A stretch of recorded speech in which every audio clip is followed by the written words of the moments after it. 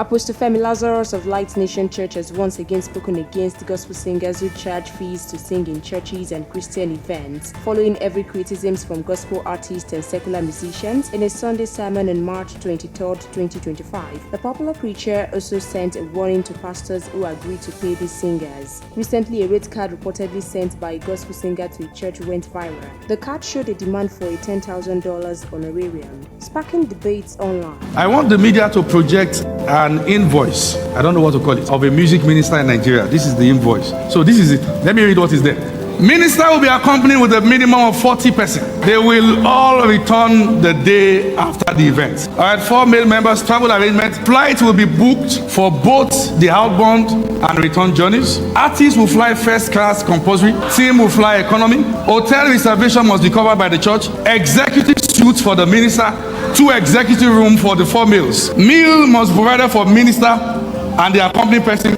Preference will be given to Nigerian cuisine. Breakfast, lunch, dinner. Honorarium, listen, $10,000. Mode of payment, a non-refundable 50% payment has to be made before we can have this event on our calendar. The balance of 50% must be made 2 days before the event.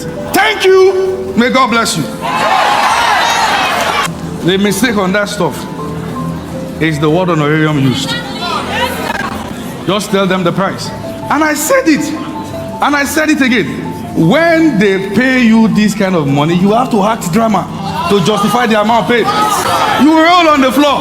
You will scream. You will shout. But those who know God knows He's not there. People have reacted differently to Apostle Lazarus' message. Some agree with him, while others believe that gospel singers deserve to be paid just like pastors. In a new post, Timi Dakolo fires back at Apostle Lazarus for revealing evidence. Dakolo pointed out that his comments are made out of respect and love, despite expressing his disagreement. The R&B singer alleged that Apostle Lazarus charges fees for his ministry school. Dakolo revealed that the cost of the ministry school is as low as $150 per person, with potentially over 1,000 students enrolled. He went on to accuse the cleric of selling the gifts and revelation freely given to him. As the debate continues, many are waiting to see if churches and gospel singers will change how they operate.